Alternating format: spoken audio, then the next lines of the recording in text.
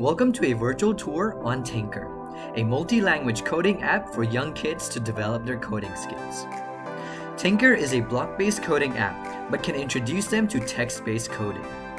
With built-in lesson plans, kids can continue practicing their coding skills both in and out of the classroom.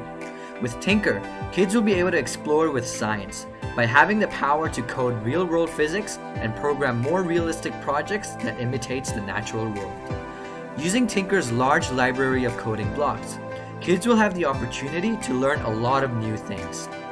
From our classes, kids will learn about coding physics, animations, and building games. Kids will develop and improve their coding capabilities by engaging in building their own Tynker games, art, and stories during classes.